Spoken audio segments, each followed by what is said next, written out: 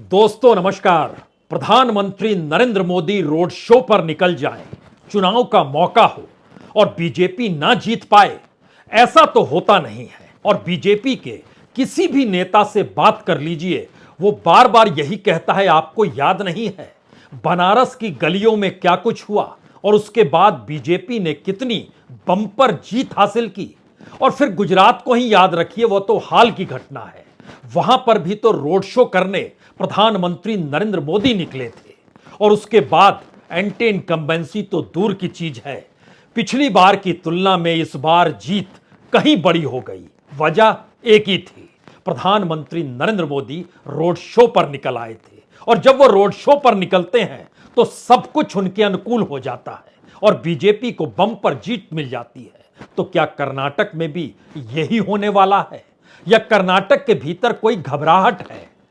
क्योंकि बेंगलोर शहर में आज 26 किलोमीटर और उसके दायरे में आने वाले 13 विधानसभा क्षेत्र और कल तकरीबन 10.5 किलोमीटर और उसके दायरे में आने वाले तकरीबन 8 विधानसभा क्षेत्र और इससे पहले 29 अप्रैल को भी इसी शहर में रोड शो कर चुके हैं।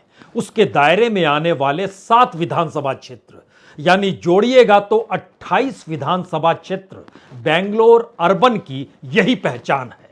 तो क्या सभी 28 सीटों पर बीजेपी जीत जाएगी या इस बार कहीं खेल उल्टा तो नहीं है या बहुत बड़ा रिस्क प्रधानमंत्री ने अपने चेहरे और अपने दाव और अपने प्रचार के तौर तरीके को लेकर उठा तो नहीं लिया है?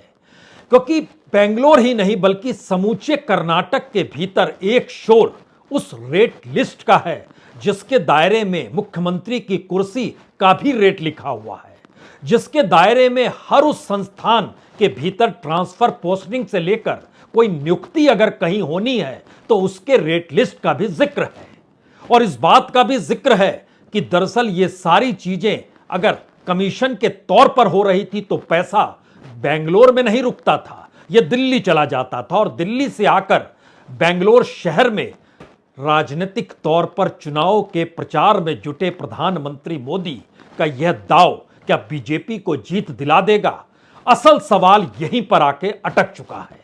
और कर्नाटक की राजनीतिक जमी को अगर इस दौर में समझे तो गांव-गांव तक अगर रेट लिस्ट का जिक्र होने लगा है कि कुछ भी काम कराना हो तो आपको पैसा देना पड़े, तो ऐसे में जो जो मुद्दे उभर कर आए, वो मुद्दे हो सकते हैं आपके जहन में हिंदू मुस्लिम को लेकर हो, वो मुद्दे आपके जहन में कॉमन सिविल कोड को लेकर हो सकते हैं, और वह मुद्दे चाहे परिवारवाद का जिक्र हो, चाहे कांग्रेस की विरासत का जिक्र हो, और तो और इस दौर में बजरंग दल का भी जिक्र क्यों ना करें।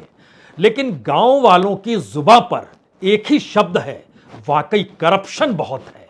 और अब जब रेट लिस्ट तमाम अखबारों के पहले पन्ने पर विज्ञापन के तौर पर समूचे कर्नाटक में छपने लगी है तो लोग पढ़ने लगे हैं और पढ़ते हुए जानने लगे हैं कि इससे पहले किस इस तरीके की चुनौती तो दी नहीं गई थी। तो क्या जो दाव प्रधानमंत्री ने रोड शो के जरिए खेला है और जितनी फूलों की पंखुड़ियां लगातार उनकी यात्रा के हर कदम दर कदम पर बिखरती चली जा रही है, सड़क दर सड़क एकदम पीले रंग के फूलों की पंखुड़ियां से बिछ गई, तो क्या यह सब कुछ सामान्य स्थिति है या फिर फूलों की पंखुड़ियों तले उन तमाम मुद्दों को दबाने की कोशिश है जिससे एंटी इनकम्बेंसी काम ना करे? क्या स्थिति है और उसके भीतर का सच क्या है? हमें लगता है आज एक एक पन्ने खोलने की जरूरत है, तब समझ पाएंगे कि दरअसल बहुत कम दिन वक्त बचा है जिसके बाद वोटिंग होनी है। 10 तारीख को ही तो वोटिंग होनी है और आज और कल प्रधानमंत्री बेंगलोर शहर में है। लेकिन आज जब वह रोड शो पर निकले, वह किस रूप में और किस भव्यता के साथ था, जरा एक नजर इस पर भी डाल लीजिए।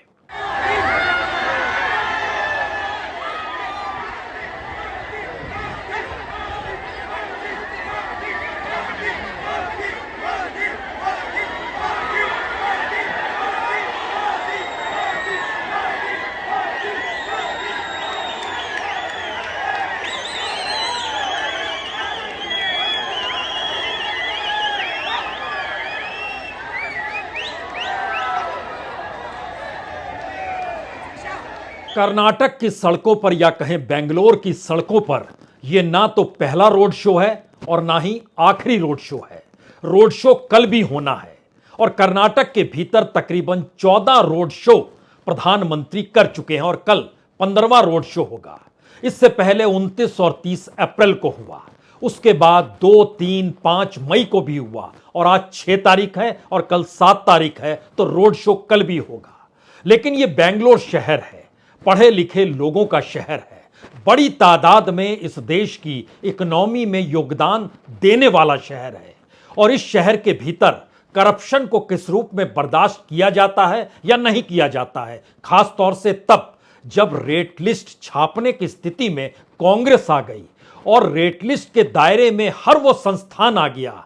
मसलन इस फेरिस्त को अगर समझना शुरू करें तो वह पुलिस हो, वह यूनिवर्सिटी हो, वह इंजीनियर हो, वो Karnataka soap and detergent limited हो, वह फूड एंड ड्रग एडमिनिस्ट्रेशन हो, वो बेंगलोर इलेक्ट्रिसिटी सप्लाई कंपनी हो, वो बेंगलोर डेवलपमेंट कमीशन हो, वो बेंगलोर मिल्क यूनियन लिमिटेड हो, यहां तक कि कर्नाटक पब्लिक सर्विस कमीशन, उसका भी जिक्र कर लीजिए। हर जगह अगर कमीशन लेकर नियुक्ति और ट्रांसफर हो रही है तो इस प्रक्रिया के भीतर और उसकी रकम अगर अखबारों के पन्नों पर छपते हुए निकलकर लोगों के जहन में रेंगने लगी है तो एक सवाल हर कोई पूछ जरूर रहा है कि दरअसल इस कमीशन का मतलब क्या डबल इंजन की सरकार है?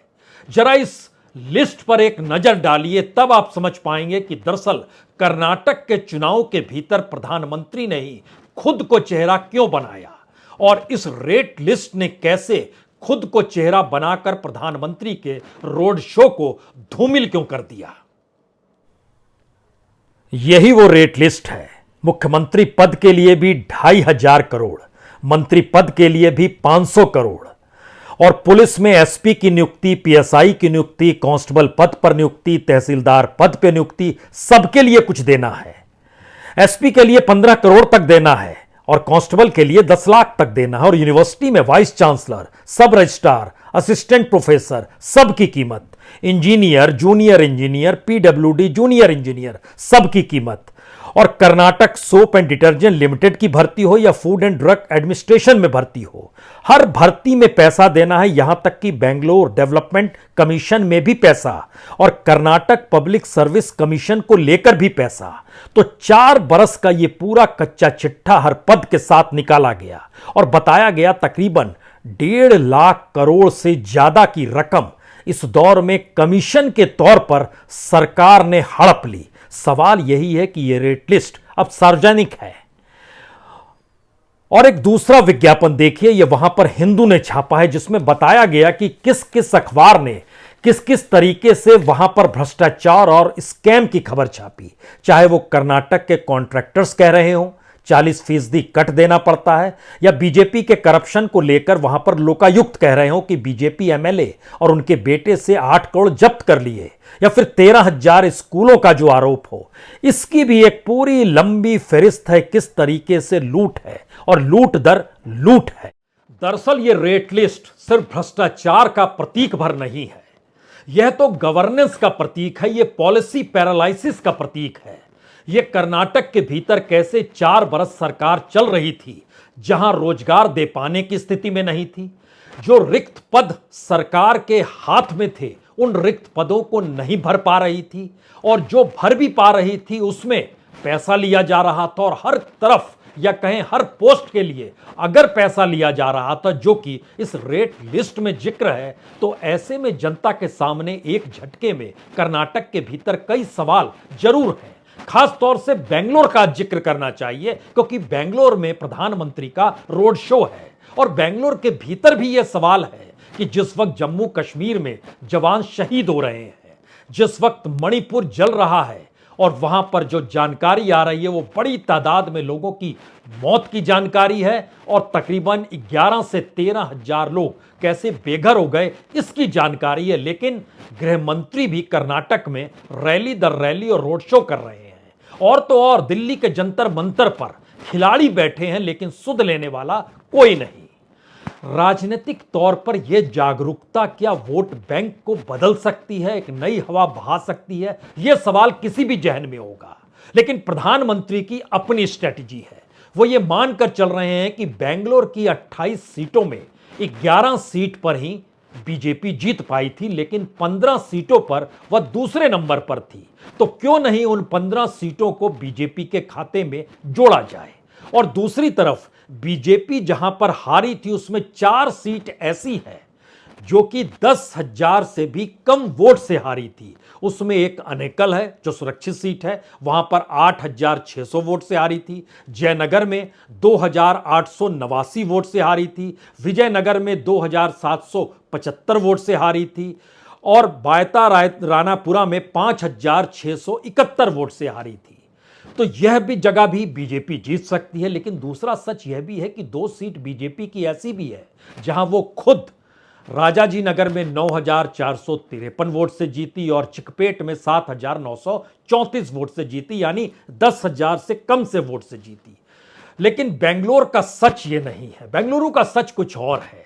बेंगलुरु के बारे में वहां के एक पत्रकार है रंगा, जो वहां पर पब्लिक टीवी चलाते हैं।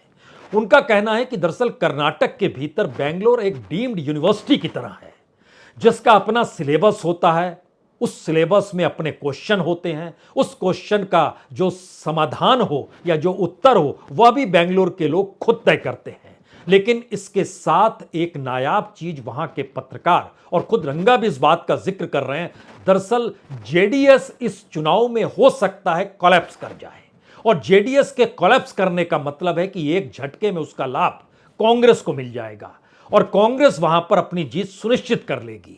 लेकिन इसके बाद एक सवाल उससे बड़ा है, और यह सवाल पहली बार इसलिए महत्वपूर्ण हो चला है क्योंकि जिन जगहों पर प्रधानमंत्री गए हैं, जहां पर उन्होंने रैलियां की, जहां रोड शो किया, जहां पर अमित शाह पहुंचे हैं, जो रैलियां कर रहे हैं, जो घूम रहे हैं, जहां पर योगी आदित्यनाथ को ले जाया गया है, अगर उन मुद्दों की फहरिस्त को आप टटोलना शुरू करें तो गाली का जिक्र था, केरल का जिक्र था, कॉमन सिविल कोड का जिक्र था, हिंदू मुस्लिम का जिक्र था, परिवारवाद का जिक्र था, गांधी परिवार का जिक्र था, 85% राजीव गांधी के दौर के कमीशन का जिक्र था और बजरंग दल का जिक्र हुआ।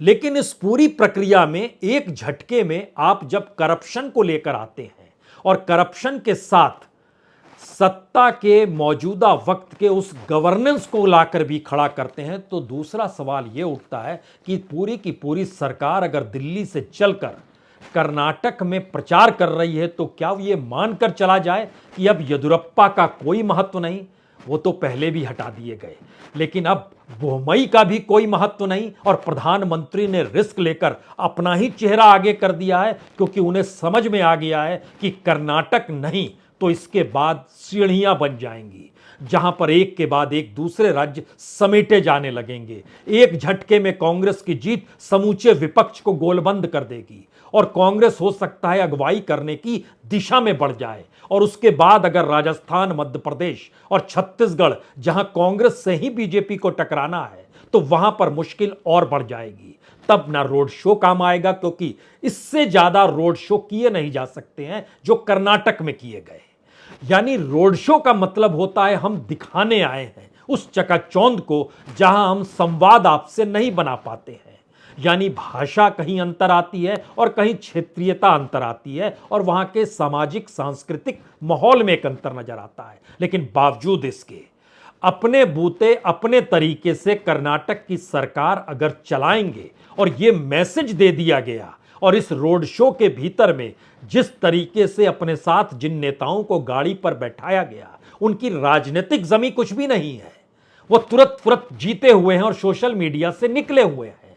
लेकिन बावजूद इसके अगर प्रधानमंत्री इस दाव को कर्नाटक और बेंगलोर शहर में खेल रहे हैं, तो इसके ठीक समानांतर उन 150 सीटों का सोचिए जो कर्नाटक के रूरल इलाके में आते हैं, ग्रामीण इलाकों में आते हैं।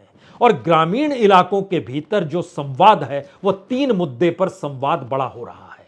पहला, कैंडिडेट के आश्रय चीजें चल रही हैं, दूसरा कास्ट के आश्रय चल रही है, और तीसरा करप्शन और उस गवर्नेंस के आश्रय चल रही है, जहां पर चुनाव जिताने के लिए दिल्ली से प्रधानमंत्री मोदी और गृह मंत्री अमित शाह और जेपी नड्डा बीजेपी के अध्यक्ष लगातार डेरा डाले हुए हैं और इस साल के जनवरी से ही उनकी आवाजाही लगातार जारी है। तो क्या इस तरह के जो 14 रोड शो हो गए, उन रोड शो ने वहां पर बीजेपी के अनुकूल वातावरण बना दिया, या फिर जिस रास्ते प्रधानमंत्री चुनाव जीतने के लिए निकल पड़ते हैं अब उनके पास दोबारा वापस लौटने की स्थिति नहीं है? क्योंकि यह भी पहली बार हो रहा है कि कांग्रेस ने सब कुछ अपना जी जान झोंक दिया है। सोनिया गांधी तक चुनाव प्रचार में पहुंच गई, और वो किस सीट पर पहुंची? वह हुबली धारवाड़ की उस सीट पर जहां पर आरएसएस और बीजेपी में रहे जगदीश शेट्टार बीजेपी छोड़कर कांग्रेस में शामिल हो गए। वहां पर पहले राहुल ने मुलाकात की, रैली की, आज सोनिया गांधी पहुंची, प्रियंका गांधी लगातार वहां पर घूम रही है। यानी गांधी परिवार और उसके साथ वहां की जो क्षेत्रीय नेताओं की कतार है, और उसके अलावे जो भी स्टार प्रचारक होते हैं उनकी मौजूदगी। यानी कर्नाटक एक लिहाज से एक ऐसे टेस्ट है जिसमें कांग्रेस बचेगी या नहीं बचेगी, और उसकी समूची राजनीति और रणनीति जो 2024 तक है उसका असल परीक्षण कर्नाटक में है। और दूसरा सवाल इससे जुड़ा हुआ है कि प्रधानमंत्री नरेंद्र मोदी की जो पूरी छवि है चुनाव जिताने की, और उसमें जो रोड शो मायने रखता है, वह भी संयोग से कर्नाटक में एसिड टेस्ट के तौर पर सामने उभर कर आने लगा है। 3 सवाल। क्या यह चुनाव प्रधानमंत्री मोदी के लिए एक ऐसी जीत लेकर आएगा जहां पर उनका कद इतना बड़ा हो चुका होगा कि दिल्ली में उनकी तूती के सामने कोई नेता अभी भी टिकता नहीं है, लेकिन टिकट काटने और बांटने की स्थिति में वह हमेशा आ जाएंगे। जब उन्होंने येदियुरप्पा की फिक्र नहीं की, जगदीश शेट्टार की फिक्र नहीं की, सावदी की फिक्र नहीं की, तो किसकी फिक्र करें?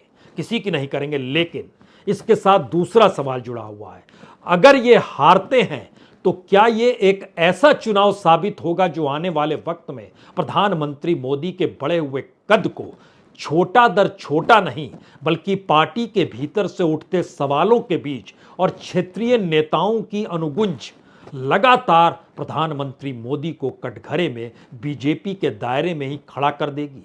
यह भी एक सवाल है। और इसके साथ सवाल कर्नाटक में उस आरएसएस का भी जुड़ा है जो नाराज तो उस वक्त से थी जब बसवराज बोम्मई को जब मुख्यमंत्री बनाया गया तो उनसे पूछा नहीं गया। तो क्या वह भी इंतजार कर रही है? तो क्या बीजेपी के भीतर एक बड़ा तबका इंतजार कर रहा है इस चुनाव परिणाम का, जहां पर वह अपने अस्तित्व को देख रहा है? और दूसरी तरफ कांग्रेस के भीतर यह जोश है कि दरअसल जिस वक्त पिछले चुनाव में जब पूरी तरीके से बीजेपी की तूती बोल रही थी और वहां पर कहा गया कि कांग्रेस अहंकार का शिकार हो गई क्योंकि कांग्रेस ने जेडीएस के साथ मिलकर चुनाव नहीं लड़ा, उस वक्त भी बीजेपी अपने तौर पर सत्ता में नहीं आ पाई थी। 104 सीट ही मिली थी, जोड़ तोड़ और ऑपरेशन लोटस के जरिए बना लिया था। तो इस वक्त तो स्थिति अनुकूल कांग्रेस के है, तो ऐसे में बीजेपी कहां जीतेगी?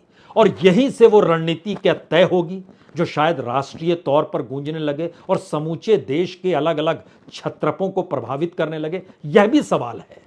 इसीलिए प्रधानमंत्री मोदी घंटों तक जो लगातार आप देख रहे हैं गाड़ी पर सवार होकर हाथ हिलाते हुए उनका चलना, और दूसरी तरफ कांग्रेस का वहां के क्षेत्रीय अखबारों में भी इस करप्ट स्थिति को विज्ञापन के तौर पर देना, यहां पर एक सवाल और हो सकता है। नॉर्थ इंडिया में यानी दिल्ली और बाकी के उत्तर भारत में क्या मीडिया इस तरह के विपक्ष के विज्ञापन को पहले पेज पे छापता, जैसे द हिंदू ने छापा या वहां के किसी भी अखबार ने छापा जो क्षेत्रीय अखबार है, जहां पर सीधे सीधे कटघरे में कोई दूसरा नहीं बल्कि प्रधानमंत्री मोदी और बीजेपी की मौजूदा कर्नाटक सरकार को भ्रष्ट आचरण के साथ करप्शन में के दलदल में डूबे हुए बताया गया है? क्या यह संभव है?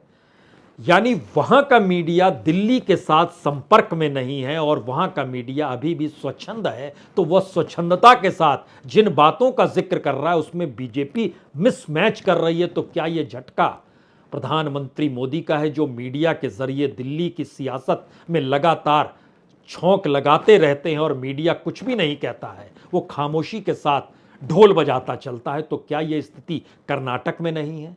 और अगर यह स्थिति उलट रही है और अगर यह स्थिति ऐसी आ रही है तो दोबारा इन परिस्थिति में आइए कि दरअसल 3 बातें बड़ी महत्वपूर्ण हो चली है। पहली बात, जो छोटे छोटे दल जैसे आम आदमी पार्टी 123 सीटों पर लड़ रही है, बहुजन समाज पार्टी 137 सीटों पर लड़ रही है। वहाँ की जो कल्याण राज्य प्रगति पक्ष है जो लगभग 50 सीटों पर लड़ रही है, बेल्लारी के जी जनार्दन रेड्डी हैं, उनकी पार्टी है, उन्होंने पार्टी खरीद कर ली है। वहाँ के जो लेफ्ट पार्टी है उसका भी है। कर्नाटक राष्ट्र समिति भी चुनाव लड़ रही है। उत्तम प्रज्ञा पार्टी वह भी चुनाव लड़ रही है। ये छोटे छोटे राजनीतिक दल, ध्यान दीजिए, तो उत्तर प्रदेश के बाद से और फिर गुजरात के चुनाव में और अब कर्नाटक के चुनाव में एक झटके में पहली बार ना चाहते हुए भी डायरेक्ट फाइट की स्थिति में लगातार हर राज्य के चुनाव आ रहे हैं। एक तरफ बीजेपी है, दूसरी तरफ जो ताकतवर है वो खड़ा है। उत्तर प्रदेश में समाजवादी पार्टी थी तो कांग्रेस का सुपड़ा साफ, कहीं वो नजर ही नहीं आई, एक सीट भी नहीं जीत पाई। और दूसरी तरफ गुजरात में आइएगा तो वहां पर भी दूसरी पॉलिटिकल पार्टी कोई मायने नहीं रखी, किसी को सीट नहीं मिली। और अब कर्नाटक की स्थिति है तो ये छोटे राजनीतिक दलों की जो मनस्थिति और जो परिस्थिति है उसका भी एक टेस्ट कर्नाटक इलेक्शन में होने वाला है, तो होने वाला है। अब यहां पर जो सवाल सबसे बड़ा यह भी है, क्योंकि वो लगातार घूम रहे हैं बेंगलोर शहर में, और वहां पर यह सवाल है कि राजौरी में 5 जवान शहीद हो गए। ठीक उसी जगह पे 20 अप्रैल को भी 5 जवान शहीद हुए थे।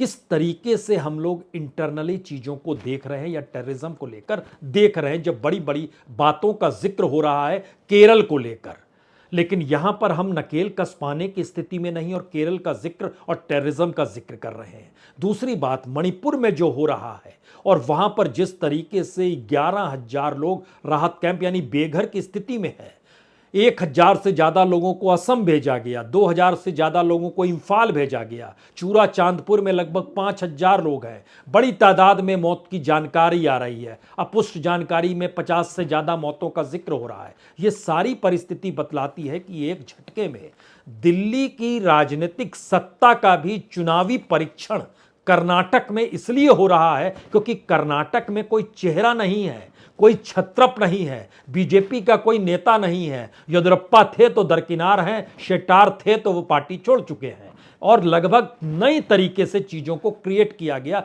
नए नए लोगों को टिकट देकर। एक आखिरी बात जो बीजेपी अपने तौर पर मान रही है, समझ रही है, उसका यह मानना है कि दरअसल जितनी बड़ी तादाद में उन्होंने नए लोगों को टिकट दिया है तो कैंडिडेट और कास्ट के हिसाब से ही पूरी वोटिंग होगी।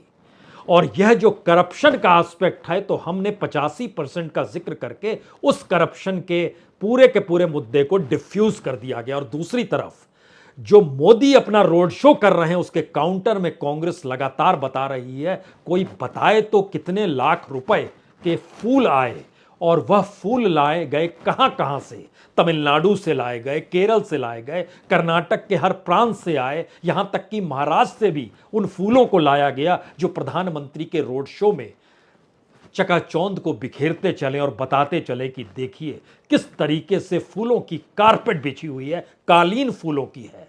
तो क्या इस देश की इस मनस्थिति और कर्नाटक के अपने भीतर की, जहां 1.25 करोड़ के लगभग बीपीएल कार्ड धारक हैं, उनके जहन में कौन सा सवाल होगा? तो आखिर के लोकल तौर पर 3 सवाल। क्या हर वोट की कीमत 5,000 लगाई जा चुकी है? क्या कॉरपोरेशन जो बेंगलोर शहर में वह भी मान चुका है कि दरअसल अब मदद कांग्रेस की करनी चाहिए, बीजेपी के दौर में कुछ भी काम नहीं हुआ या कमीशन देना पड़ा? और तीसरी मनस्थिति है कि वाकई क्या जाति और उम्मीदवार ही मायने रख रहे हैं जिस आश्रय बीजेपी बैठी हुई है? इन्हीं तीनों के इर्द गिर्द सामूची प्रक्रिया लगातार चल रही है। सवाल सिर्फ एक है, प्रधानमंत्री का चेहरा और उनका रोड शो दांव पर है। बहुत बहुत शुक्रिया, बहुत बहुत शुक्रिया।